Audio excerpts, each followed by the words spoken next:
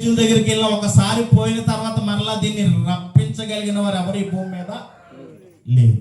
మరి ఈ జీవితాన్ని మనకి ఇంత కొత్తగా ప్రతిరోజు ప్రతి క్షణము ఎంత మంచి ఆపర్చునిటీ అని మనకి ఇస్తున్నాడంటే ఇది ఎవరైనా ఇవ్వగలరా మనకి? అందుకని చూడండి, ఆయనకి ప్రతిరోజు కూడా అనుదినము నూతనముగా ఆయనకి ఏం పడుతుందంట? వాత్సల్యత పుట్టుచున్నది.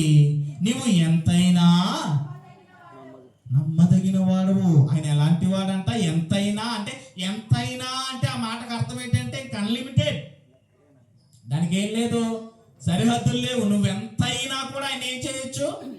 నమ్మొచ్చు. అందుకనే చూడండి, ఒకానొక సమయంలో శిష్యులు సముద్రం మీద ప్రయాణం చేస్తున్నప్పుడు మొదట యేసుక్రీస్తు ప్రభువారు ప్రత్యక్షమైతే ఆయన దెయ్యం అనుకున్నారంట. ఎవరిని? కానీ ఎప్పుడైతే అది దెయ్యము కాదు, యేసుక్రీస్తు ప్రభువారు యొక్క